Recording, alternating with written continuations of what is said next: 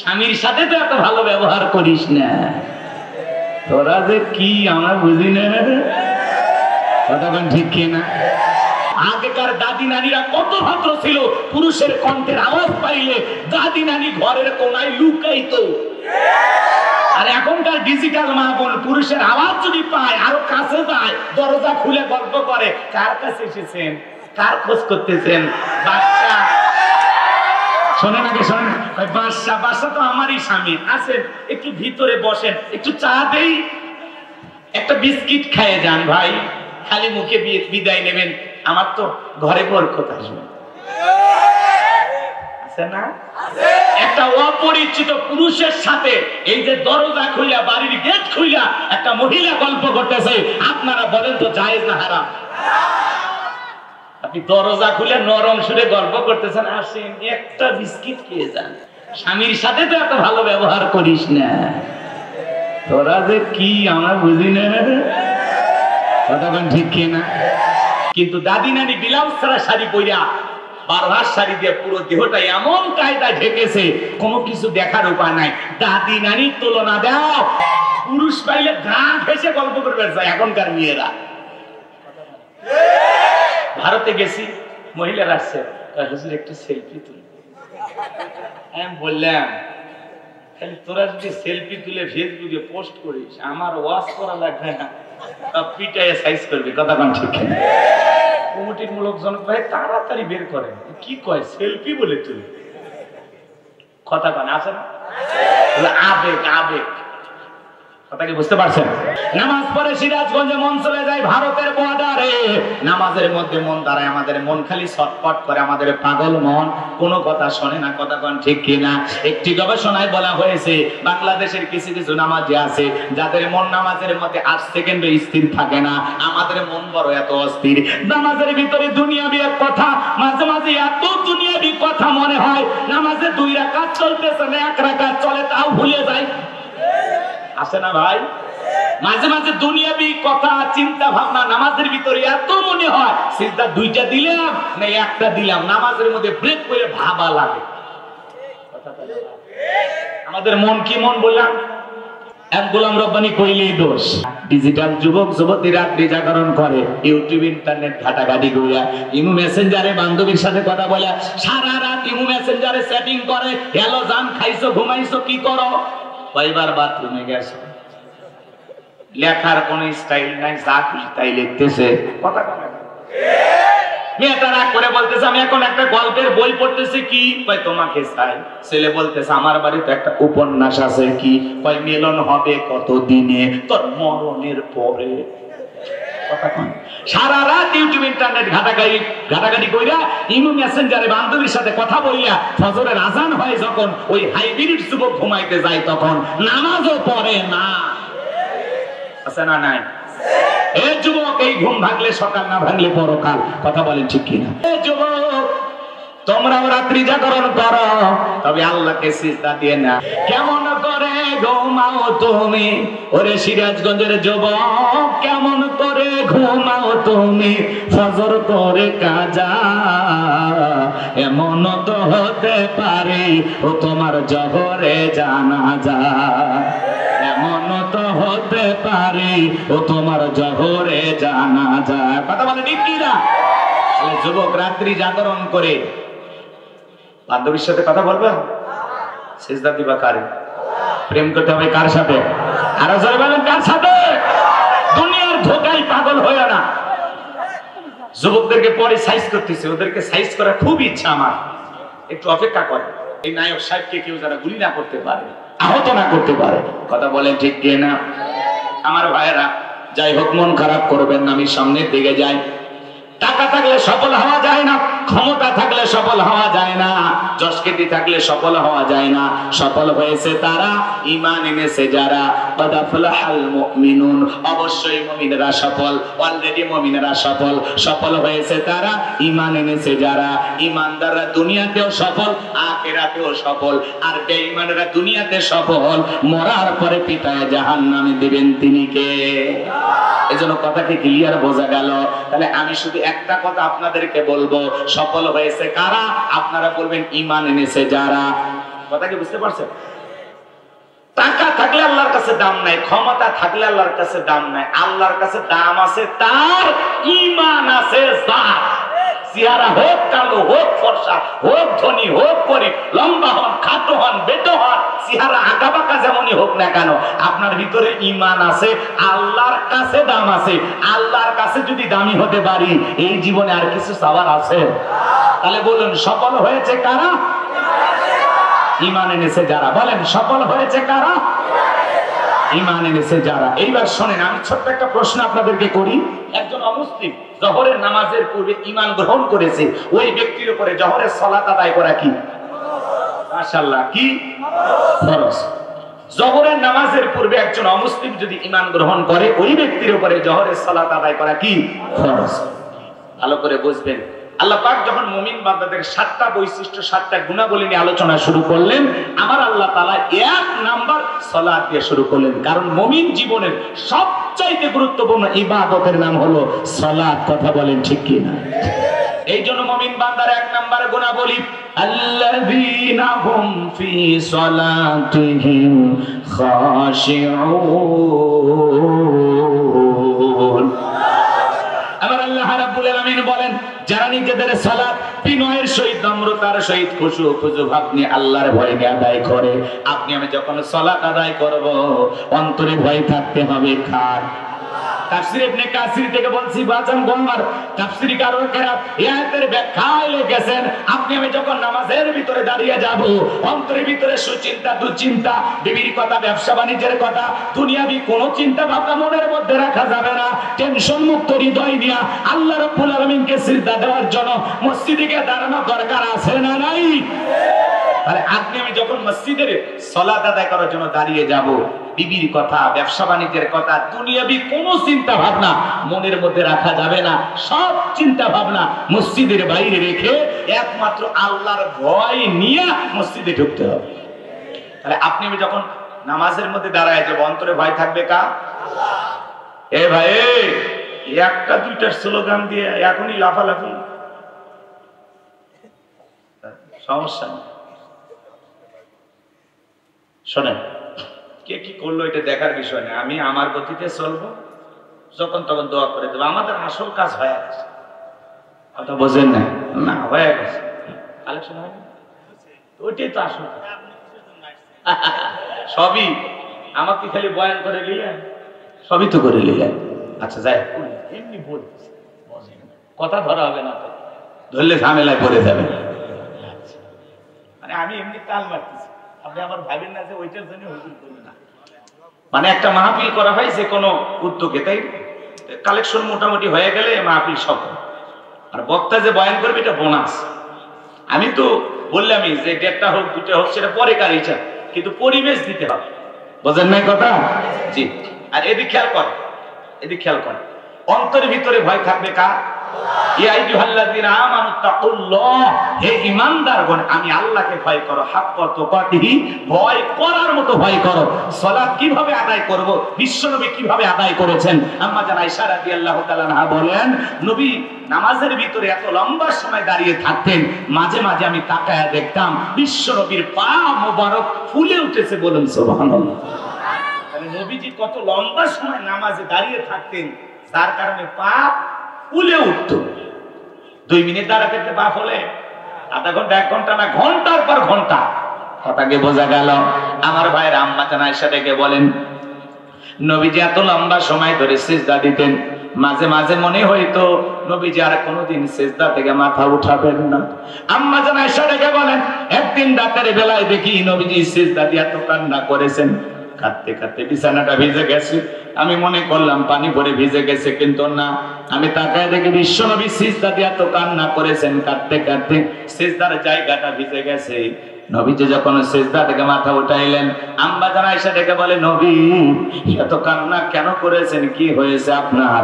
বিশ্বনবী ডেকে বলে, আয়েশা, আমি তো আমার জন্য কাঁদি নাই, আমি কাঁদি আমার গুনাহগার উম্মতের জন্য। আল্লাহর কাছে কেঁদে কেঁদে বলি, আল্লাহ আমার গুনাহগার উম্মতের গুনাহগুলো মাফ করে দাও। যেই নবীর জীবনে কোনো গুনাহ নাই, নবীরা জন্মের আগেও মাসুম, জন্মের পরেও মাসুম, সেই নবী দিনের মধ্যে 70 বারেরও বেশি ইস্তেগফার পড়তেন। আপনার আমার গুনাহ মাফের আশায় নবী যদি সিজদা দিয়ে কান্না করতে পারেন, তাহলে আমরা হলাম মূল অপরাধী, মূল আসামি, মূল ভিকটিম। তাহলে বলেন তো বাজান, নিজেদের অপরাধের জন্য সিজদা দিয়ে মালিকের কাছে কান্না করা দরকার আছে না নাই? 5 ওয়াক্ত নামাজ, এইটা তো ডিউটি, এটা তো পড়াই লাগবে, এটা তো বাধ্যতামূলক ওয়ার্ডার। শুধুমাত্র 5 ওয়াক্ত সালাত আদায় করব না, রাত্রি জাগরণ করেও সিজদা দেব কাকে? আমার ভাইরা, রাতের 1টা 2টা 3টার দিকে আরামের বিছানা ত্যাগ কইরা, বিবির ভালোবাসা ত্যাগ কইরা যারা রাত্রি জাগরণ করে আল্লাহকে সিজদা দেয়, আবার আল্লাহ পাক বলেন ওয়াল্লাযীনা ইয়াবিতুনা লিরাব্বিহিম সুজদাও ওয়া কিয়ামা। আমার আল্লাহ পাক জানিয়ে দিলেন যারা রাত্রি জাগরণ করে আমি আল্লাহকে সিজদা দেয়, আমি আল্লাহর জন্য দণ্ডায়মান হয়ে যায়। আমার ভাইয়েরা, রাতের 1টা 2টা 3টার দিকে উইটা বিবির ভালোবাসা ত্যাগ করে, আরামের বিছানা ত্যাগ কইরা, ঠান্ডা পানি দিয়ে ওযু বানায়া, নিরালা নিবৃত্তি দে আল্লাহর যে বান্দা যায় নামাজে দাঁড়ায় গেল, এই নামাজ দুনিয়ার কাউকে দেখানোর জন্য নয়, এই নামাজ দুনিয়ার কারো খুশির জন্য নয়, এই নামাজ হলো একমাত্র আল্লাহ তাআলাকে রাজি খুশি করার জন্য। কথা বলেন ঠিক কি না? তাহাজ্জুদের নামাজে যারা দাঁড়িয়ে যায়, এই নামাজ দুনিয়ার কাউকে দেখানোর জন্য নয়, এই নামাজ হলো একমাত্র কাকে খুশি করার জন্য। কুলিন্না সালাতি ওয়া নুসুকি ওয়া মাহইয়ায়া ওয়া মামাতি লিল্লাহি রাব্বিল আলামিন। আল্লাহ রাব্বুল আলামিন জানিয়ে দিলেন, নবীজি আপনি বলুন, আমার নামাজ, আমার কুরবানি, আমার জীবন, আমার মরণ লিল্লাহি রাব্বিল আলামিন, আসমান জমিনের প্রতিপালকের জন্য। তাহলে মুমিন জীবনের সকল ইবাদত হবে একমাত্র আল্লাহ তাআলাকে রাজি খুশি করার জন্য, আল্লাহকে পাওয়ার জন্য। কথা বলেন ঠিক কি না? আমার ভাইয়েরা, যারা একটা রাতের আধারে 1টা 2টা 3টার দিকে ওইটা তাহাজ্জুদ আল্লাহকে সিজদা দেয়, এদের জীবনে পেরেশানি নাই, হতাশা নাই।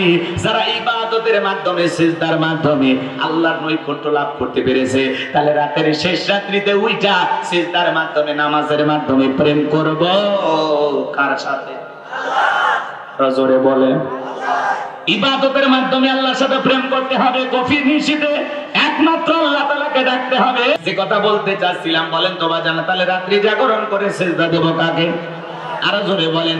সিজদা দিয়ে চোখের পানি ছেড়ে দিয়া আল্লাহর কাছে কেঁদে কেঁদে বলবো, রব্বানা সরিফান্না আযাবা জাহান্নাম ইন্না আযাবাহা কানা গরামা। হে আমাদের রব, ওই কঠিন ভয়ঙ্কর জাহান্নামের আগুন থেকে আমাদের মুক্তি দাও। যে জাহান্নামের আযাব আর শাস্তি সহ্য করার ক্ষমতা আমাদের নাই, ওই জাহান্নাম বড় কঠিন জায়গা। আমার আল্লাহ রাব্বুল আলামিন বলেন, ইন্নাহা সাআত মুস্তাকাররাও ওয়া মুকামা। আল্লাহ তাআলা জানিয়ে দিলেন, নিশ্চয় আবাসস্থল হিসাবে, বসতির জায়গা হিসাবে ওই জাহান্নাম কত না নিকৃষ্টতম একটা স্থান। জাহান্নাম সুখের জায়গা না, ওইটা হলো যন্ত্রণার কারখানা। কথা বলেন ঠিক কি না?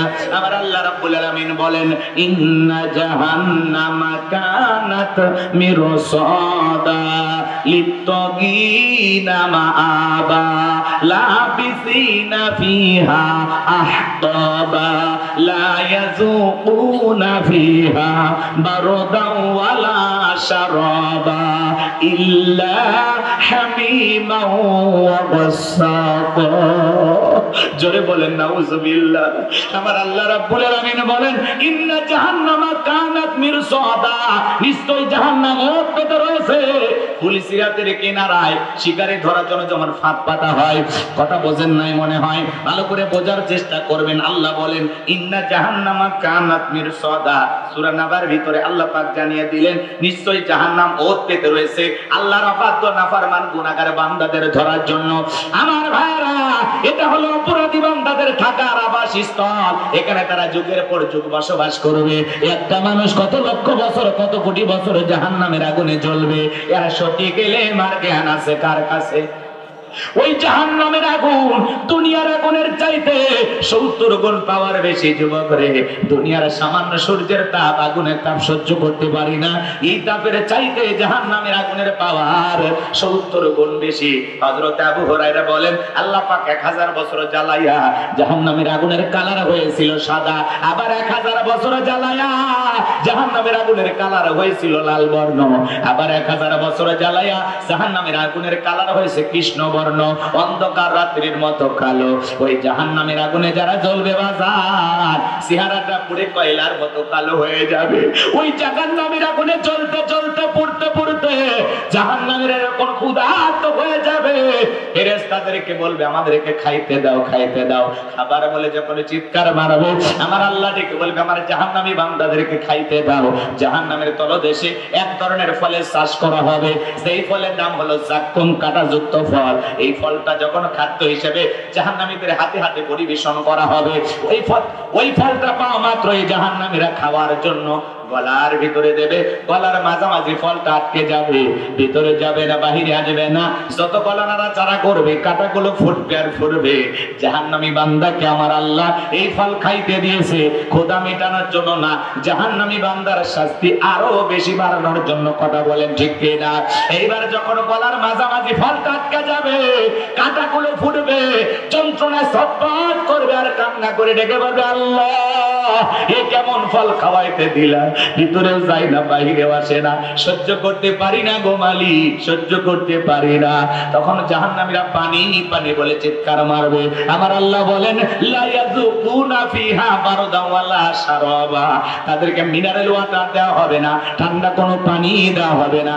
সেই পানি পান করে জাহান্নামী তার বুকের জ্বালা তৃষ্ণাকে নিবারণ করতে পারে। কেমন পানি দেওয়া হবে?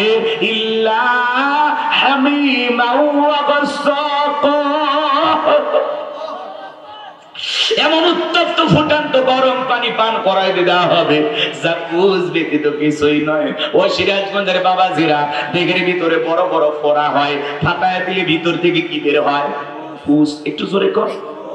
হাসপাতাল থেকে সংগ্রহ করে দেব, 1 গ্লাস খাবেন 50,000 টাকা দেব। 1 লাখ দিলে বুঝি অবশ্যই খাবেন। রাজি আছেন কেউ? এগুলো কি আসলে খাওয়ার জিনিস? এগুলো কখনো মানুষ কল্পনাতেও চিন্তা করে যে এগুলো খাবো? শুনে ঘৃণা লাগতেছে, সি হুজুর সব কি বলেন? কথা গোলাম রব্বানি না, গোলাম রব্বানির বাবারও না। আল্লাহ বলতেছেন সূরা নাবার 25 নাম্বার আয়াত, ইল্লা হামিমা ওয়া গাসসাকা, এমন উত্তপ্ত ফুটান্ত গরম পানি জাহান্নামীদেরকে পান করাইতে দেওয়া হবে, যা পুজ ব্যতীত কিছুই নয়। ওই পুজওয়ালা দুর্গন্ধওয়ালা ওই পানি যখন জাহান্নামী পান করবে, আমার ভাইয়েরা, জাহান্নামীর লারি হুরিগুলো গলে গলে পিছনে রাস্তা দিয়ে বের হয়ে যাবে। ওই জাহান্নামীর উত্তপ্ত গরম পানি চেহারার সামনে নিলে চেহারাটা ঝলসে যাবে, দেহের গোশতগুলো খসে খসে পড়বে।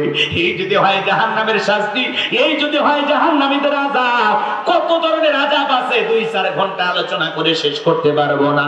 জাহান্নামের সর্বনিম্ন শাস্তি হলো জাহান্নামের একজোড়া স্যান্ডেল জুতা পায়ে দিয়ে থাকা, একজোড়া স্যান্ডেল যে পরিধান করে থাকবে, ওই জুতার গরমে জাহান্নামীর মাথার মগজগুলো টকবক করে গলে কান মুখ নাক দিয়ে বের হয়ে যাবে।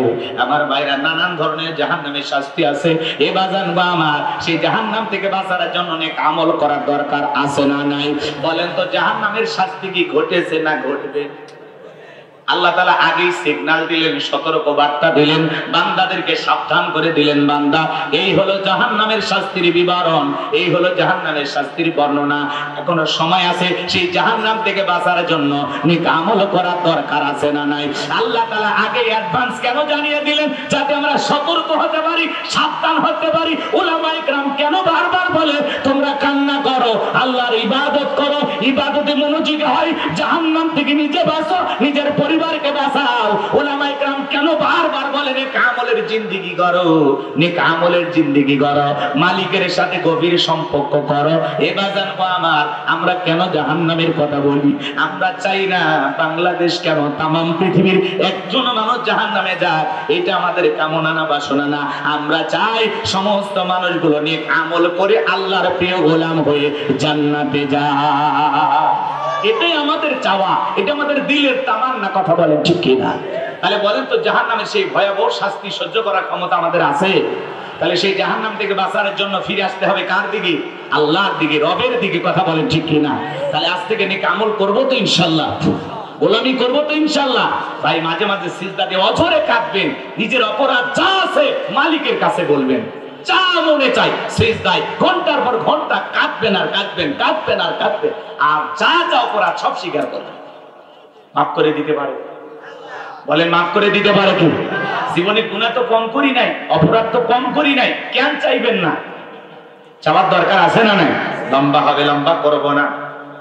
সাহাবায়ে কেরাম যখন সালাত আদায় করতেন মরুভূমিতে, পাখিগুলো খেজুর গাছ মনে করে সাহাবীদের কাঁধের উপরে, মাথার উপরে বসে থাকতো।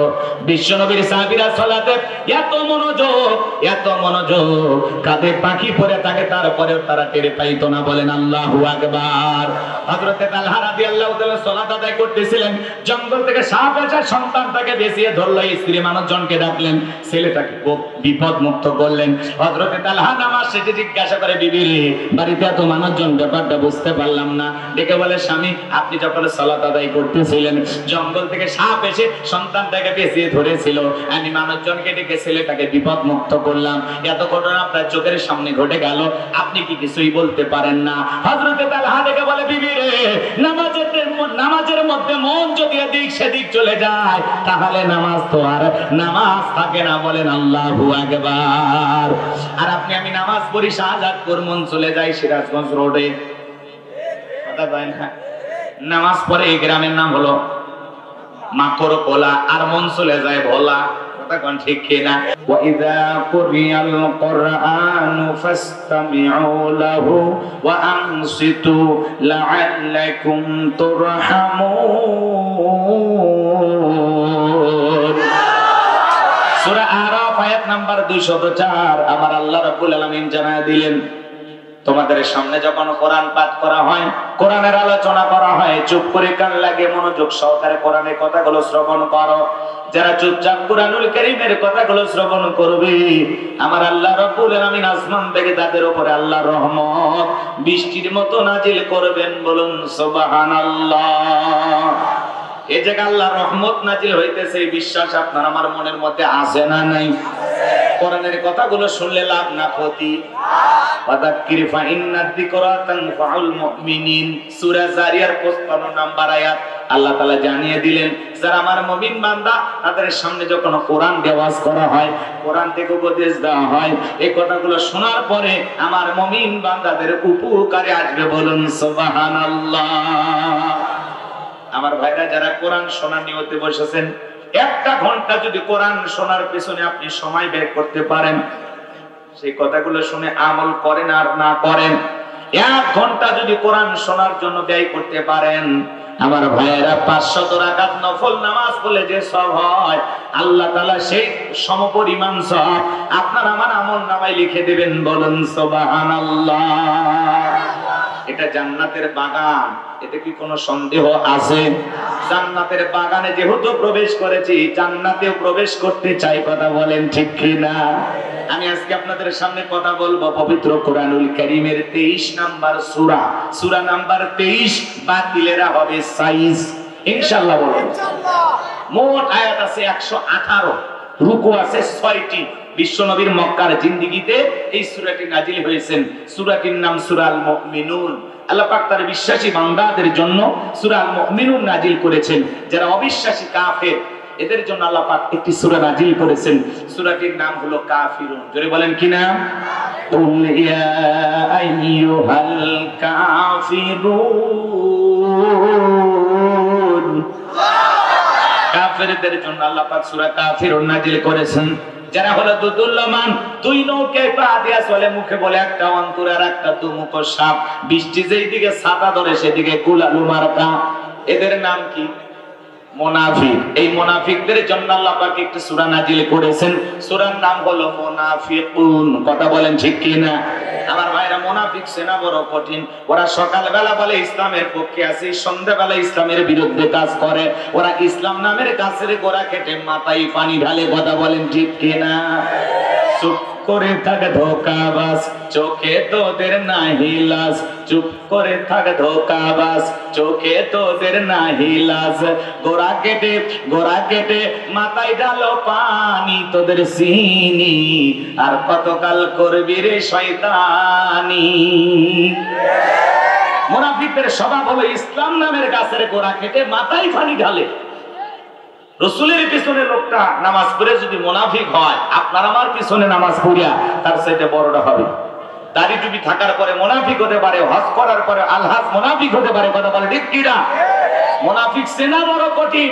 মুনাফিকেরা ওয়াকাম বদকাম যা করে সব দোষ অন্যের ঘাড়ে চাপাইয়া দেয়। কথা কয় না? মুনাফিকেরা নিজের রাস্তা নিজের পথ ক্লিয়ার করার জন্য রাতের আধারে মারার করে হত্যা করে। সকালবেলা লাশের উপরে ফুলের মালা দিয়া শোক প্রকাশ করে বলে বড় ভালো লোক ছিল। ভালো লোক ছিল তো মারলি কেন? শয়তান আছে না নাই? এজন্য মুনাফিক চেনা বড় কঠিন। মনে রাখবেন, হিন্দুদের ভিতর থেকে মুনাফিকের জন্ম হয় না, খ্রিস্টানদের ভিতর থেকে মুনাফিকের জন্ম হয় না, বৌদ্ধদের ভিতর থেকে মুনাফিকের জন্ম হয় না। মুনাফিকের জন্ম হয় মুসলমানের ভিতর থেকে। কথা বলে ঠিক না? মনে রাখবেন, অমুসলিমের দ্বারা ইসলাম যতটা না ক্ষতিগ্রস্ত হয়, নামধারী মুনাফিক মার্কা মুসলমানের দ্বারা ইসলাম সবচেয়ে বেশি ক্ষতিগ্রস্ত হয়। এই জন্য ওদের চিনে রাখা বড় দায়। ওরা বলে সকালবেলা কোরআনের মাহফিল চলবে, সন্ধ্যাবেলায় পুলিশ পাঠায় বন্ধ করে। হ্যাঁ, তুমি কোরআন বন্ধ করো, অবস্থা ভালো না খারাপ? সামনের দিকে যাই যদি সুযোগ হয় অনেক কথা বলবো। কষ্ট হচ্ছে আপনাদের? আজকে আমি মুনাফিকদেরকে নিয়ে আলোচনা করব না, আমি কাফেরদেরকে নিয়ে আলোচনা করব না, আমি আলোচনা করব আল্লাহর ভিআইপি মুমিন বান্দাদেরকে নিয়ে। বলুন সুবহানাল্লাহ।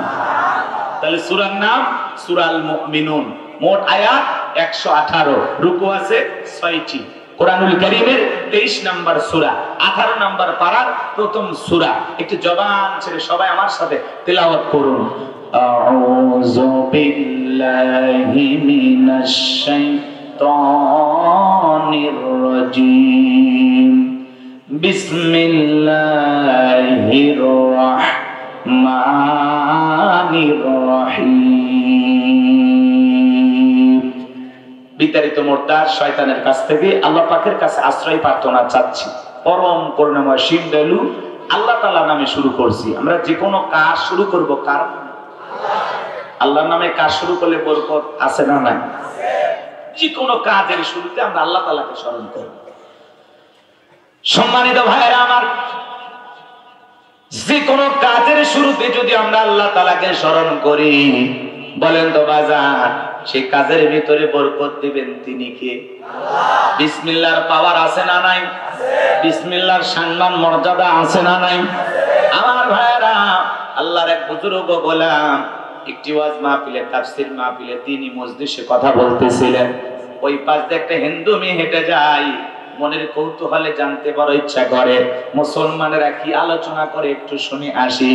আমার ভাইরা, হিন্দু মেয়েটা মহিলা প্যান্ডেলে বসে সে আল্লাহর গোলামের আলোচনা শুনতেছিল, সে আলেমের আলোচনা শুনতেছিল। আমার ভাইরা, সে আল্লাহর গোলাম আলোচনা করতেছেন কুল হুয়াল্লাহু আহাদ। হে নবী, আপনি বলুন আল্লাহ এক, আল্লাহ দ্বিতীয়। বলেন তো বাজান, আমাদের সৃষ্টিকর্তা কয়জন? আরো জোরে বলেন। হিন্দু মেয়েটা বুঝতে পারলো সৃষ্টিকর্তার নাম আল্লাহ। আল্লাহর সেই বুজুর্গ গোলাম আলোচনা করতে গিয়ে এক সময় তিনি বললেন, ইন্নাদ-দীনা ইনদাল্লাহিল ইসলাম। নিঃসন্দেহে আল্লাহ তাআলার কাছে কেবলমাত্র শুধুমাত্র একটি ধর্ম মনোনীত, ধর্মের নাম কি? ইসলাম। ইসলাম আছে যেখানে শান্তি আছে, ইসলাম আছে যেখানে সমাধান আছে। মেয়েটা বুঝতে পারলো সৃষ্টিকর্তার নাম আল্লাহ, শ্রেষ্ঠ ধর্মের নাম ইসলাম। এইবার মেয়েটা মনে মনে ভাবে, আমি আর হিন্দু থেকে বাড়িতে যেতে চাই না। এইবার অমুসলিম মেয়েটা কালেমা পড়ে মুসলমান হয়ে গেল। বলুন সুবহানাল্লাহ। এইবার মেয়েটা মুসলমান হয়ে বাড়িতে গিয়ে উঠতে বসতে আল্লাহর জিকির করে, জবান দিয়ে বিসমিল্লাহ পাঠ করে। হঠাৎ করে মেয়েটার মা জিজ্ঞাসা করে, মা গুনগুন করে কি যেন বললি? মেয়েটা ডেকে বলে, মা মুসলমান হয় যারা মিথ্যা কথা বলতে পারবে না তারা, ওয়াকুলু কওলান সাদীদা। সত্য কথা বলো, সঠিক কথা বলো।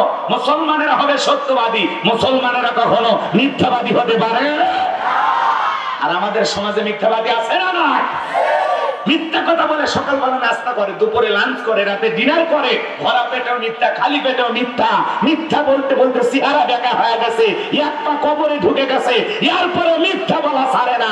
আর মিথ্যা বলার স্টাইল দেখে শয়তান পর্যন্ত বলে আমি এত খারাপ না। মানুষ যে এত মিথ্যা কথা বলে ওদেরকে না দেখলে বিশ্বাস হতো না। কি নাম বলবো দুই চার শোনেন, মাঠটা আপনারা খাবেন না? বুঝে নেন মিথ্যাবাদী আছে না নাই? মানুষ যে এত মিথ্যা কথা বলে ভাই, কথা বলে প্রচুর পরিমাণে মিথ্যা কথা বলে। আপনাদের এই শাহজাদপুরে না, এদিকে সব আল্লাহর ওলি, এরা সব জিন্দা শাহজালা। কষ্ট হচ্ছে আপনাদের? সামনের দিকে যাই বাজান গো আমার, মেয়েটা ডেকে বলে মা মুসলমান হয়ে যারা মিথ্যা কথা বলতে পারে না তারা। আমি গত কয়েকদিন আগে মুসলমানদের একটি ধর্মীয় প্রোগ্রামে গিয়ে কোরআনের মাহফিলে গিয়ে আলোচনা শোনার পরে বুঝতে পেরেছি সৃষ্টিকর্তার নাম আল্লাহ, শ্রেষ্ঠ ধর্মের নাম ইসলাম। আমি আর দেরি করি নাই মা, আমি কালেমা পড়ে মুসলমান হয়েছি। এই কথা শোনার পরে দেখে বলে মেয়েরে সর্বনাশ করেছিস, এখনো সময় আছে মা, ইসলাম ধর্ম ত্যাগ করে আবারও বাপ দাদার ধর্মে ফিরে আসো। মেয়েটা দেখে বলে মা আমার পক্ষে সম্ভব নয়, রাতের বেলায় স্বামী যখন চলে আসছে, স্বামী গো সর্বনাশ হয়ে গেছে, আমাদের একমাত্র মেয়ে কালিমা পড়ে মুসলমান হয়েছে, তাই নাকি? বলে হ্যাঁ। মেয়েকে ডাক দিয়ে অনেকভাবে বুঝাইলেন মা এসব কি শুনছে, তুমি নাকি মুসলমান হয়েছো মা, এখনো সময় আছে, ইসলাম ধর্ম ত্যাগ করে আবারও বাপ দাদার ধর্মে ফিরে আসো। মেয়েটা দেখে বলে বাবা যত কথাই বলো আমার পক্ষে ইসলাম ধর্ম ছাড়া সম্ভব নয়, ইসলাম মানতে গিয়ে যে শান্তি পেয়েছি, যে মজা পেয়েছি, আমি আর ইসলামের পথ ছাড়তে রাজি নাই। বাবা রাগান্বিত হয়ে মেয়ের গালে একটা থাপ্পড় বসায় দিলেন। মেয়েটা কাঁদতে কাঁদতে বলে বাবা যত খুশি আঘাত করতে পারো, মারতে মারতে যদি মেরেও ফেলে দাও, জীবনটা দিতে রাজি, কিন্তু ইসলামের পথ ছাড়তে রাজি নাই। বলেন আল্লাহু আকবার। এই লোকটা পরের দিন সকালবেলা বাদশার দরবারে চলে গেছে। বাদশা তার সিল মোহর মারা আংটিটাই ব্যক্তির হাতে দিয়েছে। ওই দেশের একটা সিস্টেম ছিল, ওই আংটিটা যার হাতে থাকবে, কোনো কারণে যদি বাদশা সেই সিল মোহর মারা আংটিটা সে হারিয়ে ফেলে যায়, সেই কারণে বাদশা তাকে ফাঁসি দিয়ে মারে। এই ব্যক্তির হাতে যখন আংটিটা দেওয়া হলো, ডেকে বলে বাদশা মহোদয় এমনি আমি অনেক ঝামেলা আছে, আপনার আংটি হেফাজতের দায়িত্ব আমি পালন করতে পারবো না, আবার আপনি আংটিটা দিয়েছেন ফেরত দিল কেমন দেখায়, যদি মনে কিছু না নেন এই আংটি হেফাজতের দায়িত্ব আমি আমার মেয়ের কাছে দিতে চাই। বাদশা ডেকে বলে আমার কোনো আপত্তি নাই, কিন্তু দেশের আইন সম্পর্কে মেয়েটাকে অবশ্যই অবগত করবেন।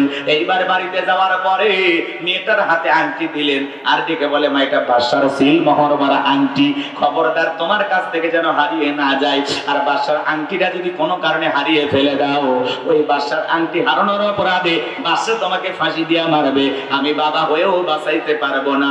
মেয়েটা বিসমিল্লাহির রহমানির রহিম বইলা সুন্দর করে জামার পকেটে আংটিটা রেখে দিলেন। রাতের বেলা মেয়ে যখন ঘুমের মধ্যে চলে গেছে, বাবা কৌশলে মেয়ের ঘরের ভিতরে প্রবেশ করে জামার পকেট থেকে আংটিটা নিয়ে বাড়ির পাশে নদী ছিল, নদীর ভিতরে ছুঁড়ে মারছে, আর মনে মনে ভাবতেছে মেয়েরে তুমি মুসলমান হয়েছো, এই কথা জাতির সামনে প্রকাশ পাইলে আমার উঁচু মাথা নিচু হয়ে যাবে, বংশের মুখে চুনকালি পড়বে, সমাজে আমার মান সম্মান থাকবে না, তুমি মুসলমান হয়েছো এই কথা প্রকাশ হওয়ার আগে আমি তোমার বিরুদ্ধে যে ষড়যন্ত্র করলাম, এই আংটি হারানোর অপরাধে বাদশা তোমাকে ফাঁসি দিয়ে মারবে, তুমি মুসলমান হয়েছে কথা প্রকাশ পেল না। আমার ভাইরা চিন্তা করেন, আপন বাবা হয়ে মেয়ের বিরুদ্ধে গভীর ষড়যন্ত্র করার পিছনে কারণ একটাই, মেয়েটা মুসলমান আর বাবা হলো বেঈমান। ইসলাম মানতে গেলে আপন বাবার সবার সন্তানের বিরুদ্ধে অবস্থান নেয়, নাই কিনা? মুসলিম জাতির পিতা ইব্রাহিম আলাইহিস সালাম তার বাবা আজর ঠাকুরকে ডেকে বলে আব্বা এই খামাকা দেবতার পূজা করো, যারা দেখে না শোনে না, না পারে আপনাদের উপকার করতে, না পারে নিজের উপকার করতে, এমনকি নাকের টোকায় মাছি করে থাকলে সেটা তাড়ানোর ক্ষমতা নাই, বিদায় এগুলো বাদ দেন। আসেন বাবা আমার কাছে তাওহীদের সুসংবাদ এসেছে, আমি আল্লাহর ব্যাপারে সত্য সাক্ষী দিতেছি, বাবা তুমি ফিরে আসো, কালেমা পড়ে ইমানদার হয়ে যাও। সুন্দর করে ইমানের দাওয়াত দিলেন, তাওহীদের দাওয়াত দিলেন, রিসালাতের কথা প্রকাশ করলেন, আল্লাহর ব্যাপারে সত্য সাক্ষ্য প্রকাশ করলেন। কিন্তু বাবা আদর ঠাকুর ডেকে বলা, ইব্রাহিম তুমি আমার দেবতার বিরুদ্ধে কথা বলো, তোমার সাহস তো কম নয়, তোমার মতো ছেলের জায়গা আর আমার বাড়িতে হবে না, তুমি এখান থেকে দূর হয়ে চলে যাও। আপন বাবা ইব্রাহিম আলাইহিস সালামকে বাড়ি থেকে তাড়ায় দিলেন শুধুমাত্র সঠিক দাওয়াত দেওয়ার কারণে। কথা কয় না ভাই? তাহলে এই মেয়ের বাবাটা মেয়ের বিরুদ্ধে গভীর ষড়যন্ত্র করলেন, আংটিটা নদীর ভিতরে ছুঁড়ে মেরে বলতেছে এই আংটি হারানোর অপরাধে বাদশাহ তোমাকে ফাঁসি দিয়ে মারবে, তুমি মুসলমান হয়েছো এ কথা প্রকাশও পাবে না, আমার উঁচু মাথা নিচু হবে না, বংশের মুখে চুনকালি পড়বে না। বাবা হয়ে মেয়ের বিরুদ্ধে গভীর ষড়যন্ত্র করলো। পুরো ঘটনাটাকে আমি বলবো, কারা কারা শুনবেন একটু দুই হাত তুলে দেখান। লিল্লাহি তাকবীর। হাত নামান। আল্লাহ রাব্বুল আলামিন বলেন قد فلح المؤمنون। আরেকটু জোরে বলেন আল্লাহু আকবার। আমার ভাইরা সূরা আল মুমিনুন থেকে কথা বলবো। যে কোন আয়াত বা সূরার তাফসীর করতে হলে কোন প্রেক্ষাপটে কোন সময় রাসূলের উপরে আয়াতটি বা সূরাটি নাজিল হয়েছে, সেই নাজিলের শানে নজুল আছে না নাই? জোরে বলেন, নাজিলের শানে নজুল আছে না নাই? যদি শানে নজুল আলোচনা করা হয় তাহলে তাফসীর বুঝতে সহজ হয়, বলুন সুবহানাল্লাহ। তাহলে সূরা আল মুমিনুন বিশ্বনবীর উপরে কোন প্রেক্ষাপটে কোন সময় নাজিল হয়েছে আমি একটু সংক্ষিপ্তভাবে তুলে ধরবো। আপনাদের কি কষ্ট হবে ভাই? আমার ভাইয়েরা, বিশ্বনবীর প্রিয় সাহাবী হযরত ওমর ফারুক রাদিয়াল্লাহু তাআলা বলেন, আমি মৌমাছির ভনভন ভনভন আওয়াজ শুনলাম, ডানে তাকায় মৌমাছি নাই, বামে তাকায় মৌমাছি নাই।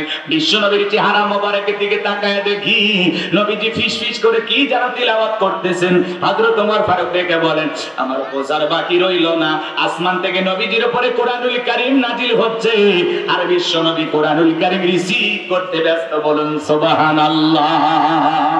তাহলে মৌমাছির ভনভন ভনভন আওয়াজ হলে কোরআনুল কারীম নাজিল হয়, দপ্তরি ছুটির ঘন্টায় বাড়ি মারে টন টন আওয়াজ হলে কোরআনুল কারীম নাজিল হয়। নবীজি যখন ঘোড়ার উপরে থাকতেন ওই সময় যদি কোরআনুল কারীম নাজিল হইতো, ওহির ভারে ঘোড়ার পা গুলো বালুর ভিতরে ডুবে যেত, বলেন আল্লাহু আকবার। তাহলে কোরআনুল কারীমের একটা আলাদা ওয়েট, আলাদা একটা ওজন আছে না নাই? নবীজি যখন উটের উপরে থাকতেন ওই সময় যদি কোরআনুল কারীম নাজিল হইতো, ওহির ভারে উটের মাথা জমিনের সঙ্গে লেগে যেত। আমার ভাইয়ের এক সাহাবী রানের উপরে মাথা রেখে নবীজি আরাম ফরমাচ্ছেন, ওই সময় যখন কোরআনুল কারীম নাজিল হলো, সাহাবী দেখে বলেন, আমার কাছে মনে হয় আমার রানটা ফেটে যাবে, আমার কাছে মনে হয় পাহাড় আমার রানের উপরে চেপে ধরা হয়েছে। তাহলে কোরআনুল কারীমের একটা আলাদা ওয়েট, আলাদা একটা ওজন আছে না নাই? জীবনের প্রথম ওহী রিসিভ করতে গিয়ে নবীজির শরীর মোবারকে জ্বর পর্যন্ত এসেছিল, ইমদা দিয়ে লাইব্রেরি ছাপায়া 200-300 টাকার বিনিময়ে মুসলমানের ঘরে ঘরে কোরআন পৌঁছায়া দিয়েছে। এই কোরআনের সম্মান মর্যাদা কত আমরা কপাল পোড়া মুসলমান অনেকে আজও বুঝলাম না, কথা বলেন ঠিক কি না? কোরআন বুঝতে হলে সন্তানদেরকে মাদ্রাসায় পড়ানোর দরকার আছে না নাই? একটু গভীর মনোযোগ দিয়ে শুনবেন বাজান, আমি সামনের দিকে যাই, লম্বা হবে লম্বা করব না। হযরত ওমর ফারুক থেকে বলেন, নবীজির কোরআনুল কারীম রিসিভ করা শেষ হয়ে গেল, বিশ্বনবী সাহাবায়ে কিরামদের দিকে মুখ ঘুরায় ডেকে বলেন, আমার সাহাবীরা, এই মাত্র আসমান থেকে জিবরাইল এসে আমার উপরে সূরা আল মুমিনুনের 10টি আয়াত কারিমা নাজিল করে জানায় দেখলেন, নবী গো এই 10টি আয়াতের ভিতরে আমার আল্লাহ পাক মুমিন বান্দাদের জন্য 7টা বৈশিষ্ট্য নিয়ে 7টা গুণাবলী নিয়ে আলোচনা করেছেন। কোন মুমিন যদি এই 7টা গুণে গুণান্বিত হতে পারে, 7টা গুণ দিয়ে তার জীবনটাকে সাজাইতে পারেন, আমার আল্লাহ রাব্বুল আলামিন বলেন, উলাইকা হুমুল ওয়ারিসুন আল্লাযীনা ইয়ারিসুনাল ফিরদাউস হুম ফিহা খালিদুন। আমার আল্লাহ রাব্বুল আলামিন বলেন, তারাই উত্তরাধিকারী হবেন জান্নাতুল ফিরদাউসের, সেখানে তারা চিরকাল বসবাস করবেন। আমার আল্লাহ কোনোদিন তাদেরকে জান্নাত থেকে বের করে দিবেন না। চিৎকার মেরে বলুন সুবহানাল্লাহ। আপনার আমার টার্গেট জান্নাত না জাহান্নাম? কারা কারা জান্নাতে যেতে চান দুইটা হাত তুলে আমার আল্লাহকে একবার দেখান। আল্লাহ আমাদের সবাইকে জান্নাতুল ফিরদাউসের মেহমান হিসেবে কবুল করুন, জোরে বলুন আমিন। আল্লাহ আমাদের সবাইকে জান্নাত হিসেবে কবুল করুন, জোরে বলুন আমিন। আরো একবার বলেন আমিন। এবার 7টা আঙ্গুল দেখান, বলেন তো কয়টা গুনাহ বলি? আরো জোরে বলেন কয়টি? এই 7টা বৈশিষ্ট্য বা 7টা গুণাবলী যদি অর্জন করতে পারেন, জান্নাতুল ফেরদাউসের উত্তরাধিকারী বা ওয়ারিশ বানায়া দিবেন তিনি কে? আর জোরে বলেন কে? হাত নামান, হাত নামান। আমার ভাইয়েরা, বাবা মারা গেলে ওয়ারিশ সূত্রে সন্তান যেরকম বাবার সম্পত্তির ভাগ পায়, কোন মুমিন যদি এই 7টা বৈশিষ্ট্য নিয়ে, 7টা গুণাবলী নিয়ে আমল করে জিন্দেগিকে পরিবর্তন করতে পারে, তার নামে জান্নাতুল ফেরদাউসের ভিতরে জায়গা বরাদ্দ থাকবে। বলুন সুবহানাল্লাহ। তাহলে কি সেই 7টা গুণাবলী একটু জানা দরকার আছে না নাই? আমি কি বলবো? কষ্ট হবে না তো ইনশাআল্লাহ? এই 7টা গুণাবলী শেষ হবে না যতক্ষণ মুনাজাত হবে না ততক্ষণ, ইনশাআল্লাহ। যতক্ষণ হয় হোক, একটু ধৈর্য নিয়ে বসেন আমার ভাইয়েরা। আল্লাহ রাব্বুল আলামিন বলেন, বিশ্বনবী তখন সাহাবায়ে কেরামদেরকে জানিয়ে দিলেন, আমার আল্লাহ কত সুন্দর করে বলেন, ক্বাদ ফালাহাল মুমিনুন। আমার আল্লাহ বলেন, অবশ্যই মুমিনেরা সফল। অলরেডি মুমিনেরা সফল। সফল হয়েছে তারা ঈমান এনেছে যারা। আল্লাহু আকবার। সফল হয়েছে কারা? ঈমান এনেছে যারা। আমরা মনে করি কারো ক্ষমতা থাকলে সফল, কারো টাকা থাকলে সফল, কেউ ব্যবসায়িক দিক দিয়ে সফল, যারা সেলিব্রিটি আছে এরা বুঝি সফল। কথা কয় না, বোঝেন নাই মনে হয়? রাগ করতেছেন? আচ্ছা বলেন তো, পৃথিবীর এখন বর্তমানে সবচাইতে ক্ষমতাধর ব্যক্তির নাম কি? জো বাইডেন, আমেরিকার প্রেসিডেন্ট। কথা বোঝেন? এ হলো পৃথিবীর সবচেয়ে বড় ক্ষমতাধর ব্যক্তি। যতই ক্ষমতা থাক, আপনাদের এলাকায় একটা বাজার আছে, তালগাছি বাজার। মনে করেন এই বাজারে আল্লাহর একজন বান্দা সবজি বিক্রি করে, সবজি বিক্রেতা। আল্লাহর গোলাম আজান দেওয়ার পরে যদি মাথাটা নত করে আল্লাহকে মসজিদে সিজদা দেয়, বলেন তো বাজান, পৃথিবীর বড় নেতা জো বাইডেন এসে ওই তালগাছির সবজি বিক্রেতার দাম আল্লাহর কাছে কম না বেশি? তার মানে এই কথা দ্বারা কি বুঝলেন? ঈমান আছে যার, আল্লাহর কাছে দাম আছে তার। ঈমান নাই, আল্লাহর কাছে তার 4 পয়সার দাম নাই। কথা বলেন ঠিক কিনা? ওই বেঈমানেরা ক্ষমতার দিক দিয়া মাতবারি করে, অহংকার করে দুনিয়াতে ওদের পাওয়ার দেখাইতে পারে, মরণের পরে সবগুলোকে প্রায় জাহান্নামে দিবেন কি? জোরে বলেন কে? এই যে পৃথিবী কাঁপানো আরো লিডার আছে, পুতিন, উত্তর কোরিয়ার প্রেসিডেন্ট, কিং জং, কাটিং মারা মাল, দেখেন ভারতের দাদা। এরা যত বড় ক্ষমতাধর হোক না কেন, বাংলাদেশের একজন রিক্সা চালক, ভ্যান চালক, লোকটা যদি ইমানদার হয়, আজান দেওয়ার পরে মাথা নত করে আল্লাহকে যদি সিজদা দেয়, এই পৃথিবী কাঁপানো বড় বড় লিডারদের চাইতে ওই রিক্সা চালক, ভ্যান চালক, ইমানদারের দাম আল্লাহর কাছে কম না বেশি? তার মানে কি বুঝলেন? ঈমান আছে যার, আল্লাহর কাছে দাম আছে তার। কথা বলেন ঠিক কিনা আমার ভাইয়েরা? এই জন্য সংক্ষিপ্ত কথা আপনাদের উদ্দেশ্যে বলে দিয়ে যায়, পৃথিবীতে টাকা থাকলে সফল হওয়া যায় না। পৃথিবীর সবচেয়ে বড় বড় ধনী আছে, এই যে আগে শুনলেন না, বিল গেটস। টাকার মালিকের অভাব নাই বাজান গো আমার। এরপরে তাদের দাম কত, জীবনে কিন্তু সুখ নাই। কথা বলেন। বইয়ের সাথে কি হয়ে গেল? ডিভোর্স হয়ে গেল। পৃথিবীর সেরা ধনী। স্বামী স্ত্রীর সম্পর্ক টিকে রাখতে পারলো না। কথা কি বুঝাইতে পারলাম? না করতেছেন মনে? এইভাবে আমরা যদি হিসাব নিকাশ করে দেখি, তাহলে সম্পদ সুখ দেয় না, ক্ষমতা সুখ দেয় না। কথা কি বুঝতে পারছেন? এই যে আমাদের পৃথিবীতে দেখবেন যশ খ্যাতি অর্জন আলো অনেক সেলিব্রিটি, ক্রিকেটার আছে, ফুটবলার আছে, নায়ক গায়ক আছে না? পৃথিবীর সব চাইতে মনে করেন আলোচিত একজন ফুটবলারের নাম যদি আপনাদেরকে বলতে বলি, বলেন তো দামি দামি এরকম সেলিব্রিটি ফুটবলার আছে না? না, কি না? মেসি, হ্যাঁ, সাদিয়া মিন, আমি বুঝি না বাবা গুলো। হ্যাঁ, আর কি না? Ronaldo, Messi, Neymar. আচ্ছা যাই হোক, এমবাপ্পে না? আচ্ছা থাক, বাবা গুলো নাম বলা যাবে না, অনেকগুলো নাম বলেছেন। ক্রিকেটার 2-1 আছে না? না, কি না? হ্যাঁ, সাকিব আল হাসান। আর কি? মাশরাফি, বিরাট কোহলি। বাপরে ভাই, ভারতের বিলিয়ন নাকি? হ্যাঁ, দেশের ভাত খাও, ভারতের গুণ গাও গা। এটা শোন, ঠিক আছে। এই যে এটার নাম আপনারা জানেন। পৃথিবী কাঁপানো নায়ক আছে না? না, কি না? আর কি? এরে বাবা, আপনারা ভালোই নাম জানেন। শাহরুখ খান, সালমান খান। এদের সংবাদে দেখলাম সালমান খানের বাড়ির সামনে নাকি ফাঁকা গুলি ছুটছে, বেচারা নিরাপত্তাহীনতায় ভুগতেছে। এই জন্য তার বাড়িতে এখন প্রশাসনের লোকজনেরা পাহারাদার, তারা পাহারা দিচ্ছেন, সিকিউরিটি দিচ্ছেন, নিরাপত্তা দিচ্ছেন। সালমান খান সুপারস্টার, তার বাড়ির সামনে গোলাগুলি, তাহলে এই সুপারস্টারের কোনো দাম আছে? কথা বলে না কেন? একটা নায়কের বাড়ির সামনে গোলাগুলি কেন হবে? কি নায়ক হইল, কি অভিনয় করলো, কি ভক্ত তৈরি হইল যে বাড়ির সামনে এসে গুলি করে? কথা কয় না কেন? এরা আমাদের মডেল হতে পারে না, এরা আমাদের আদর্শ হতে পারে না। কথা বলেন ঠিক কিনা? কিসের সালমান খান, কিসের শাহরুখ খান, যারা লাফালাফি করে, নাচানাচি করে, তাদের সিনেমার মাধ্যমে বিভিন্ন বিষয় তুলে ধরে, এগুলো কোনোদিন আপনার আমার মডেল হতে পারে না। শাকিব খান আপনার আমার মডেল হতে পারে না। ইমানদারদের মডেল হবে একমাত্র বিশ্বনবী মুহাম্মদ রাসূলুল্লাহ সাল্লাল্লাহু আলাইহি সাল্লাম। কথা বলেন ঠিক কিনা? নায়কের স্টাইলে চুল কাটা যাবে না, বিশ্বনবীর সুন্নতি স্টাইলে চুল কাটতে হবে। কথা বলেন ঠিক কিনা? আল্লাহ তাআলা বলেন, লাকাদ কানা লাকুম ফি রাসূলিল্লাহি উসওয়াতুন হাসানাহ, তোমাদের জন্য উত্তম আদর্শ রয়েছে রাসূলের জীবনের ভিতরে। কথা বলে ঠিক কিনা? তাহলে আমাদের মডেল, আমাদের আদর্শকে মুহাম্মদ রাসূলুল্লাহ সাল্লাল্লাহু আলাইহি ওয়াসাল্লাম। কথা বলে ঠিক কিনা?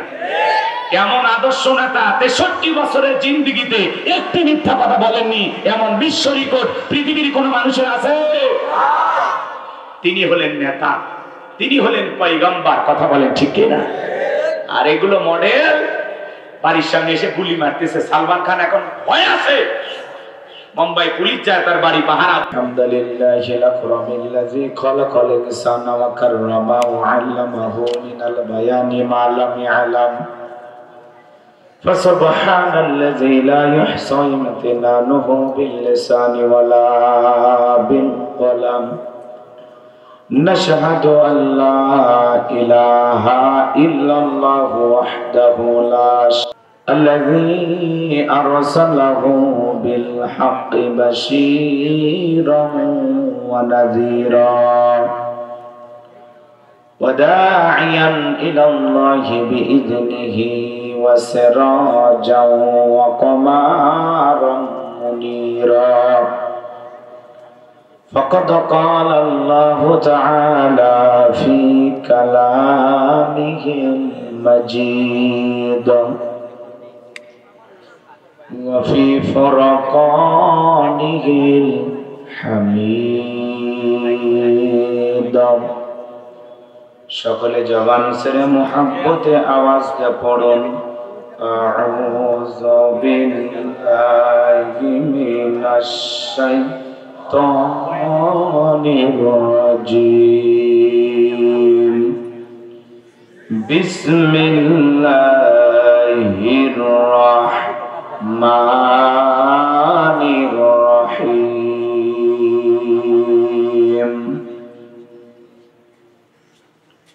قد فلح المؤمنون الذين هم في صلاتهم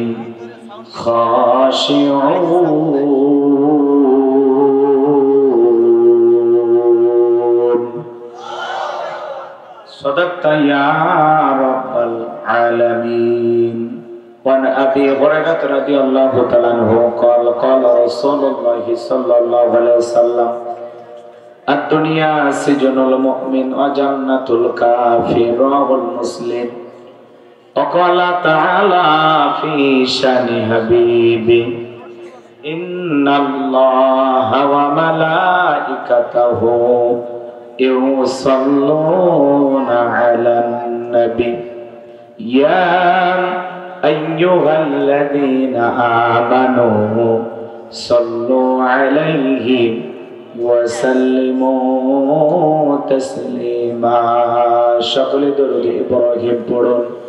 اللهم صل على محمد وعلى آل محمد كما صليت على إبراهيم وعلى آل إبراهيم إنك حميد مجيد।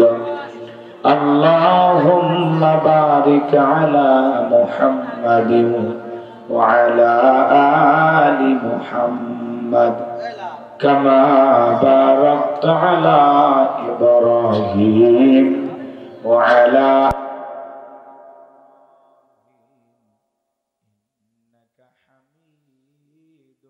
مجيد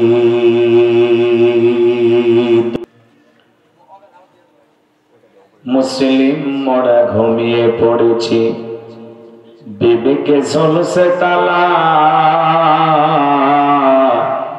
রক্ত মদের হয়েছে শিথিল পাপে অন্তর কালা আসছে পথে আধার নেমে তাই বলে কি রইবি থেমে বাড়ে বাড়ে জ্বালবে বাতি হয়তো বাতি জ্বলবে না তাই বলে তো ভীরুর মতো বসে থাকলে চলবে না মুসলিম আমি সংগ্রামী আমি চিররণবীর আল্লাহকে সারা কাউকে মানি না নারাই তাকবীর মুসলিম জাগে কারবালাতে কঠিন শপথ পরে সেই মুসলিম চির উত্তম তাই তো একত্রে শপথ নিলাম আল্লাহ রাজ গড়ব এবার চির শান্তি সুখের নীর আল্লাহকে সারা কাউকে করি না ভয় নারাই তাকবীর কইরে খালেদ কইরে ওমর এসেছে নতুন বদর কইরে খালেদ কইরে ওমর এসেছে নতুন বদর কোথারে দেখবি জয়ী তরুণ মুজাহিদ আবারও কি গাইতে হবে ঘুম ভাঙানো গীত আবারও কি গাইতে হবে ঘুম ভাঙানো গীত লা ইলাহা ইল্লাল্লাহ জোরে জোরে লা ইলাহা ইল্লাল্লাহ জোরে লা ফুলের বুকে থাকলে মধু ভ্রমর যেমন আসে কোরআনের জ্ঞান থাকলে বুকে সবাই ভালোবাসে লা ইলাহা ইল্লাল্লাহ জোরে লা ইল্লাল্লাহ জোরে লা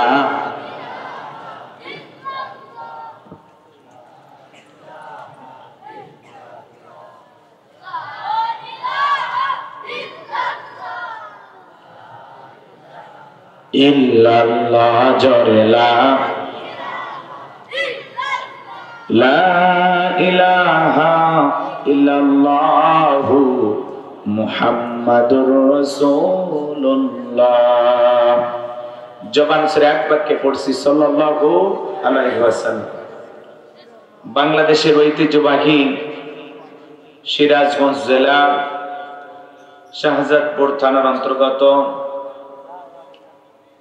মাকুরকোলা কবরস্থানের উন্নতি কল্পে আজকের এই তাফসীরুল কোরআন মাহফিলের সম্মানিত সুযোগ্য অনারেবল প্রেসিডেন্ট জনাব আলহাজ মোহাম্মদ কেরামত আলী আল্লাহ পাক তার গোলামকে হায়াতে তৈয়বা সিয়াতে কুলিয়া দান করুন সকলে বলুন আমিন সহ সভাপতি হিসেবে অনেকের নাম রয়েছে আল্লাহ পাক সবাইকে দুনিয়া আখিরাতের উত্তম জাযা দান করুন জোরে বলুন আমিন আজকের প্রোগ্রামের প্রধান অতিথি বিশিষ্ট রাজনীতিবিদ সমাজসেবক মাননীয় এমপি মহোদয় জননেতা জনাব চয়ন ইসলাম আল্লাহ পাক তার গোলামকে হায়াতে তৈয়বা সিয়াতে কুলিয়া দান করুন সকলে বলুন আমিন আজকের প্রোগ্রামের বিশেষ অতিথিবৃন্দ আমন্ত্রিত অতিথিবৃন্দ আলোচনা রেখে ধন্য করেছেন মাওলানা মুহাম্মদ সাইফুল ইসলাম আশরাফি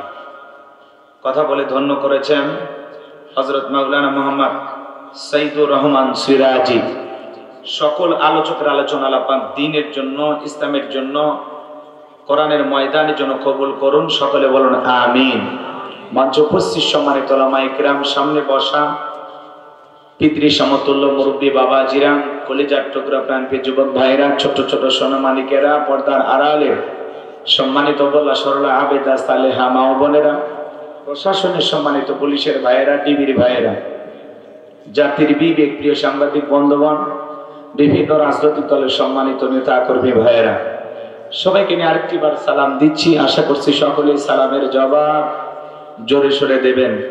আসসালামু আলাইকুম ওয়া রাহমাতুল্লাহি ওয়া বারাকাতুহু।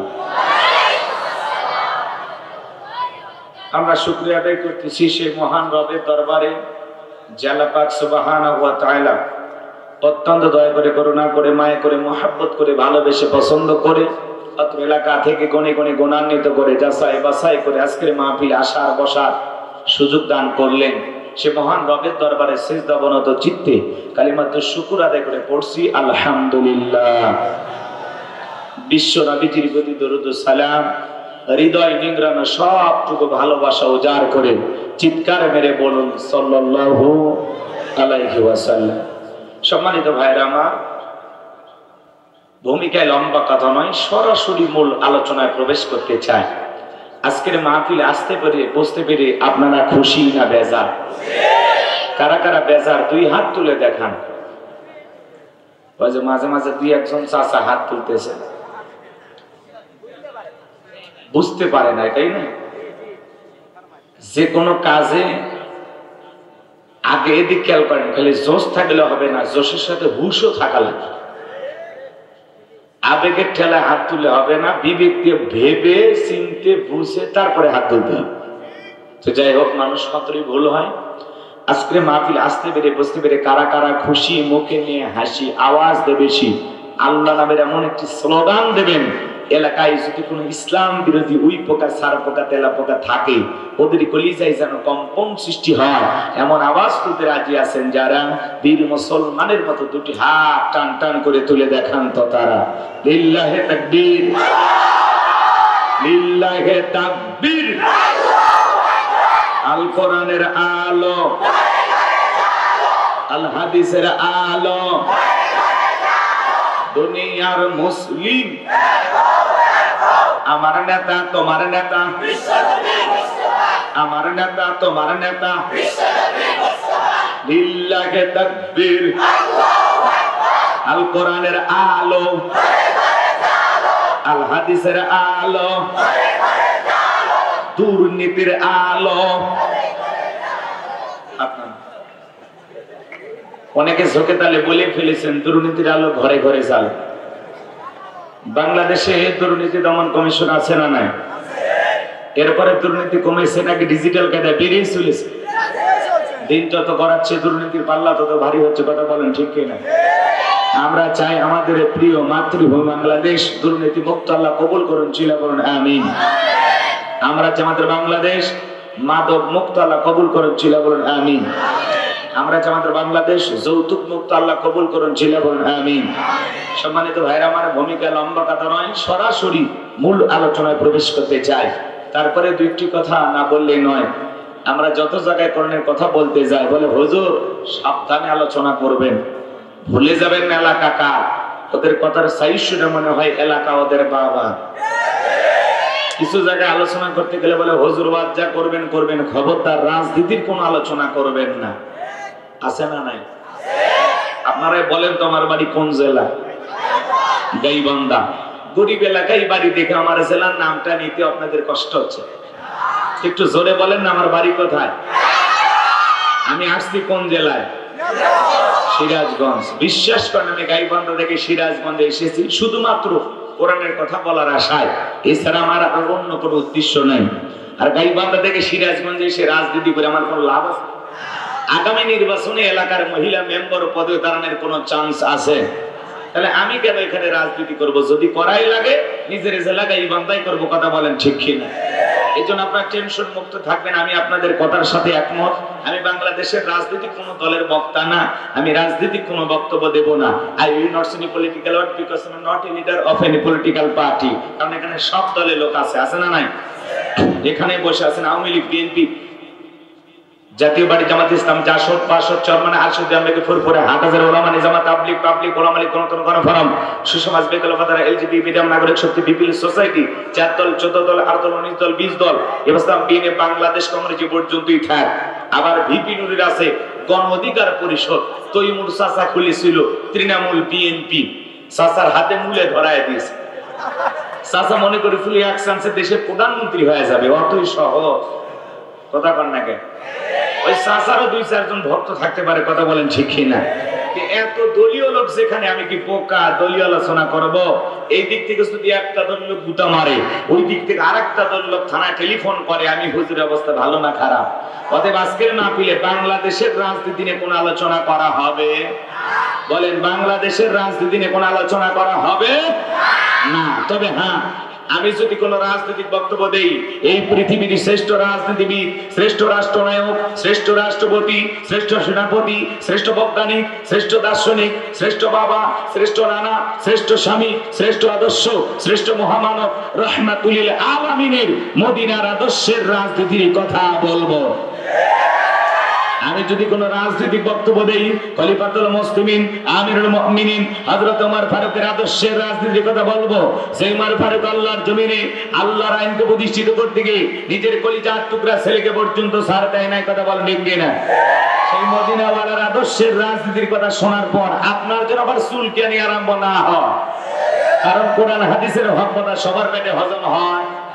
আপনারাই বলেন তো, সুদ করে সামনে যদি সুদের বিষয় নিয়ে আলোচনা করা হয়, ও কি সিরাজগঞ্জের শহর থেকে মিষ্টি নিয়ে এসে বলবো হুজুর হা করেন একটু মিষ্টি খান, নাকি বলবে এই হুজুর এসে সুদের ওয়াজ কইরা আমার সুদের ব্যবসায় লাল বাতি জ্বালাইছে? কথা বলেন ঠিক কিনা? যারা ঘুষ খায়, দুর্নীতি করে, হারাম খায়, ভুড়ি বানাইছে 26 মাসের গর্ভবতী, ওদের সামনে ঘুষের আলোচনা করলে খুশি না বেজা? যারা বেনামাজি নামাজ না আসার খাইয়া পইরে আল্লাহ সিজদা দেয় না, ওদের সামনে নামাজের ওয়াজ করলে খুশি না বেজা?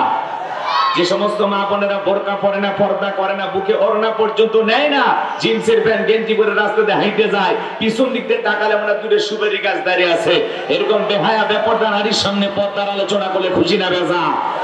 এক কথায় ওয়াজ যদি কারো বিপক্ষে চলে যায়, কিয়ামত পর্যন্ত সে বক্তার উপরে খুশি হবে না, কথা বলে ঠিক কিনা? এজন্য পরিষ্কার ভাবে একটি কথা বলে দিতে চাই, আজকের আলোচনা সভাপতি স্যারের মতো হবে না, প্রধান অতিথির মতো হবে না, মাহফিল কমিটির মতো হবে না, বক্তার মতো হবে না, শ্রোতাদের মতো হবে না। আল্লাহর কোরআন যা বলবে গোলাম রব্বানি তাই বলবে, এতে কে খুশি কে বেজার ওইটা দেখার টাইম নাই, কথা বলেন ঠিক কিনা? যুগে যুগে নবী রাসূলেরা দাওয়াতি কাজ করেছেন, তাদের দাওয়াতি কাজেও কাফের বেঈমানরা বাধার প্রাচীর তৈরি করে দিয়েছিলেন। এরপরে আল্লাহর পয়গম্বররা শত বাধার প্রাচীরকে ভেঙে আল্লাহর জমিনে আল্লাহর পথে মানুষকে দাওয়াত দিয়েছেন, কথা বলেন ঠিক কিনা? আপনার আমার প্রিয় নবী কালেমার দাওয়াত দিতে গিয়ে কর্মের প্রচার করতে গিয়ে মার খেয়েছেন, রক্ত জড়িয়েছেন, কান্দার মোবারক শহীদ হয়ে গেছেন, লোহার টুপি মাথার ভিতরে ঢুকে গেছেন, সাহাবায়ে কেরাম দ্বীনকে প্রতিষ্ঠিত করতে গিয়ে মার খেয়েছেন, রক্ত জড়িয়েছেন, জীবন দিয়েছেন। ও বাংলার মুসলমান, 1971 সালে এদেশের মাটির জন্য, এদেশের স্বাধীনতার জন্য আপনার আমার পূর্বপুরুষেরা যদি রক্ত দিতে পারেন, জীবন দিতে পারেন, প্রয়োজন যদি হয় আল্লাহর জমিনে আল্লাহর দ্বীনকে প্রতিষ্ঠিত করতে গিয়ে, কোরআনের সমাজ কায়েম করতে গিয়ে নবীদের মতো, সাহাবায়ে কেরামদের মতো বুকের তাজা রক্ত দিতে হয়, কারা কারা দিতে রাজি? তুই হাত তুলে আল্লাহকে দেখা।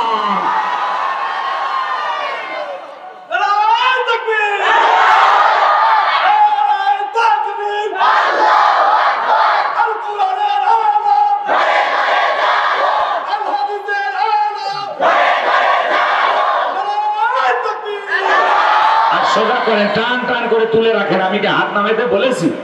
এই যে মাঝে মাঝে হাত বেঁকা করে তুলেছেন, 2 হাত সোজা করার শক্তি নাই। আপনি পুরুষ মানুষ, দুটিম ভিটামিন ক্যালসিয়াম মাঝে মাঝে কিনে খাবেন, একেবারে দুর্বল হলে চলতে পারবেন না। আর সোজা করেন, সোজা করেন। আমার আল্লাহ রাব্বুল আলামিন বলেন, ইন্নাল্লাহা আশতারা মিনাল মুমিনিনা আনফুসাহুম ওয়া আমওয়ালাহুম বিআন্না লাহুমুল জান্নাহ। সূরা তাওবার 111 নম্বর আয়াতে আল্লাহ পাক জানিয়ে দিলেন, নিশ্চয়ই মুমিন বান্দাদের জান মাল আমি আল্লাহ ক্রয় করে নিয়েছি, বিনিময়ে দেব জান্নাত। বলুন সুবহানাল্লাহ। আরে বলেন তো বাজান, আপনার আমার জীবনের মালিক কে? এই সিরাজগঞ্জের যুবকেরা ভালো করে বলো তো, এই জীবনের মালিক কে? প্রেম করবার প্রেমিকাকে পার্কে নিয়ে যা ডায়লগ দিবা, এ জীবন তোমার, তুমি শুধু আমার। ওরে হাইব্রিড যুবক, এই জীবনের মালিক কে? আপনার আমার সম্পদের মালিক কে? আল্লাহ দেয়া জীবন, আল্লাহ দেয়া সম্পদ আল্লাহর পথে খরচ করতে রাজি আছেন তো মুসলমান? রাজি আছেন তো ইনশাআল্লাহ? রাজি আছেন তো ইনশাআল্লাহ? হাত নামান, শুধু ডান হাত তুলে রাখেন, শুধু ডান হাত। আল্লাহ রাব্বুল আলামিন বলেন ইল্লা সাহাবাল ইয়ামিন ফি জান্নাতি ইয়াতাসাআলুন। আমার আল্লাহ বলেন ডানপন্থী যারা জান্নাতের বাগানে থাকবে, তারা ডানপন্থী যারা আল্লাহর প্রিয় হতে পারবে, তারা বলুন আল্লাহু আকবার। কোন কথা হবে না। কিছুক্ষণ আগেই বলেন হুজুর জীবন দিতে রাজি, রক্ত দিতে রাজি। আপাতত জীবন রক্তর দুইটার কোনটাই দেয়া লাগবে না। ডান হাতটা পকেটের ভিতর ঢুকে দিয়া যে যা পারেন, যতটুকু পারেন, জীবনের শেষ ঠিকানা কবরস্থানের উন্নতি করবে মাহফিল। সবাই প্রাণ ভরে দান করবেন। সোজা ডান হাত পকেটে দেন, আমিও দিচ্ছি। নিজের পকেটে হাত দেন, অন্য কারো পকেটে হাত দিয়ে পকেট মারি বলে মারি খেন না।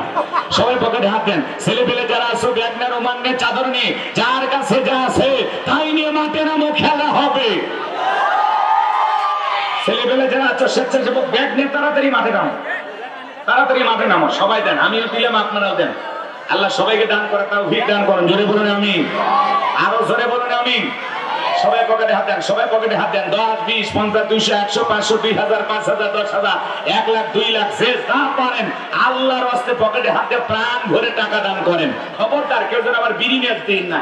2014 সালে ওয়াজ করতে গেছিলাম রংপুর তারাগঞ্জ, ওই জায়গায় কালেকশন চলতেছিল। একজন ব্যাগের ভিতর দিয়েছিল 2 প্যাকেট বিড়ি, দিয়ে লিখে দিয়েছে 1 প্যাকেট মাহফিল কমিটির আর 1 প্যাকেট বক্তা। কত বড় দুষ্ট চিন্তা করেন। এরকম দুষ্টমি করা যাবে না। সবাই পকেটে হাতে আল্লাহর রাস্তায় টাকা বের করে দেন। আমার হাতে 2, 4, 5, 10,000 যারা দিবেন তাড়াতাড়ি দেন। যারা 2, 4, 5, 10,000 দিবেন, 1, 2 লাখ টাকা দিবেন, তাড়াতাড়ি দেন। সময় বড় কম, আমি আলোচনায় চলে যাব। রাত 11টা পার হয়ে গেছে, কথা বেশি বলা যাবে না। আমি 12টার মধ্যে মাহফিল শেষ করে দেব। খুব দ্রুত গতিতে আপনারা আসেন, তাড়াতাড়ি আসেন, সময় কম।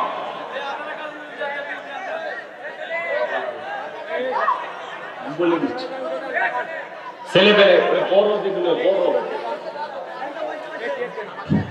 মহিলা প্যান্ডেল আছে, মা প্যান্ডেল আছে।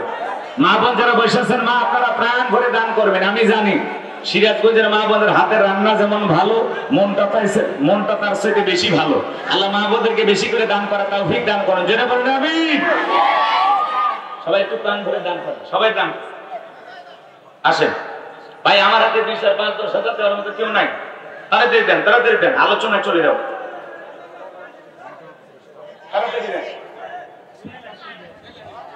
আব্দুর রহমান ভাই, এত বড় ভাই আমার, সবাই একটু প্রাণ ভরে দান করেন। ভাই মনে 6 কেজি আগে দিয়ে দিচ্ছে না? দেখেন হুজুরা খালি নেয় না, দেও মারহাবা খান।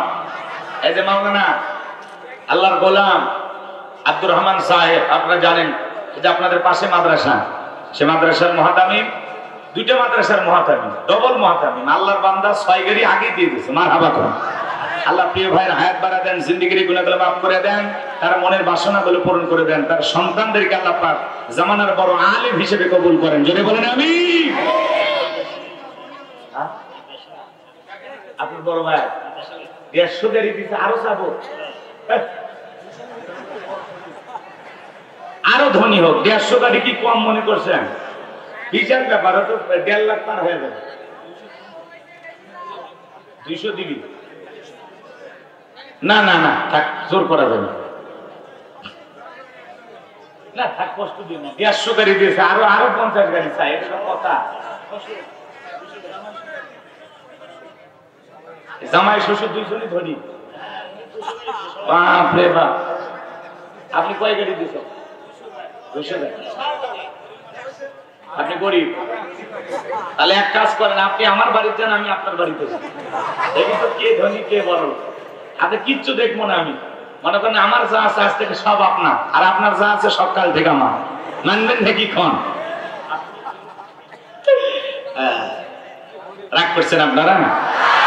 না, ঠিকই আছে। আল্লাহ ধন দিয়েছে, তারপরে গরিবী হালত, মানে পছন্দ করে সাদা মাটা জীবন যাপন, নিরহংকার একজন মানুষ। কথা বলে ঠিক কি না? এটাই জীবন, এটাই জীবন। কিসের অহংকার? আল্লাহ দিয়েছে সম্পদ, আল্লাহ রাস্তায় খরচ করতেছে। 200 গাড়ি মানে কি 2 লাখ পা আরো দেবে ভাই। প্রত্যেক বছর মাহফিল হলে 200 হিসাব করেন কত লাগে।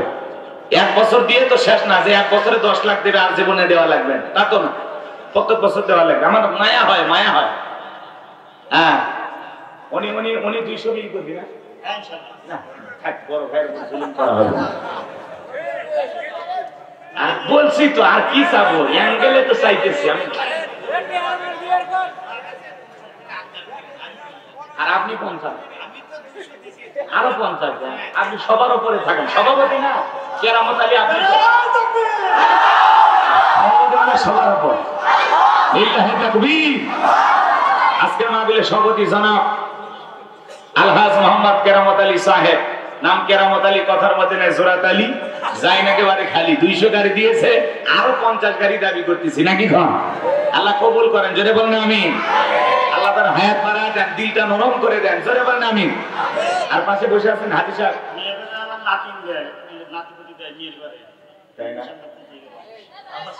মেয়ের ঘরে যেন আল্লাহ নাতি নাতনি দান করে, এই জন্য এই আশায় দোয়া আছে। আরো 50 গাড়ি মারহাবা কম। আলহাজ শাহাদত হোসেন, আল্লাহর গোলাম, আল্লাহর এই গোলামের দান তুমি কবুল করো। আলহাজ মোহাম্মদ শাহাদত সরকার, তাই না? শাহাদত সরকার, দোয়া করা দরকার।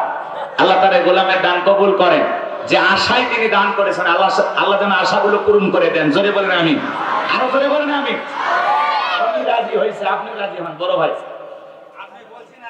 মাশাআল্লাহ, লিল্লাহি তাকবীর। জনাব আলহাজ মোহাম্মদ কেরামত আলী, উনিও 50 গাড়ি, এই যে 100 গাড়ি হয়ে গেছে, আলহামদুলিল্লাহ। আপনারা খুশি তো? খান সাহেব মসজিদের সভাপতি, বলেন কি দিবেন বাজার? 50 দিচ্ছেন, আর 20 দেন না 10? আরো 10 গাড়ি, লিল্লাহি তাকবীর। আল্লাহ কবুল করেন। আলহাজ মান্নান খান সাহেব, আল্লাহ খান সাহেবের কলিজা আরো বড় করে দেন। হায়াতের জিন্দেগিতে আল্লাহ তাআলা জীবনের সব আশাগুলো পূরণ করে দেন। যে যা দান করে কবুল ভাই। আল্লাহ তোয়েব সরকার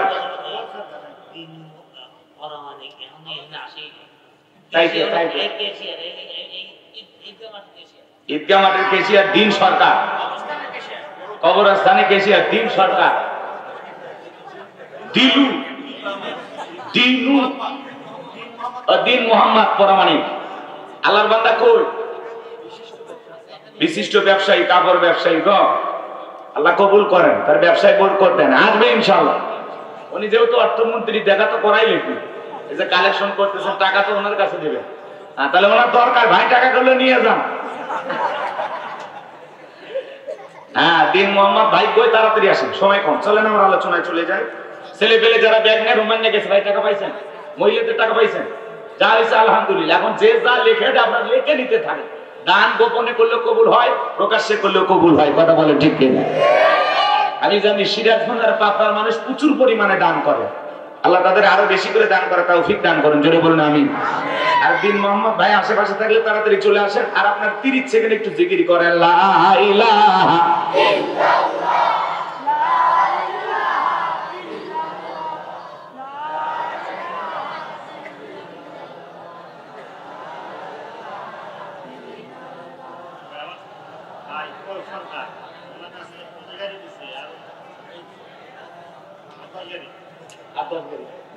দিবাল্লাহ রাগ করছে।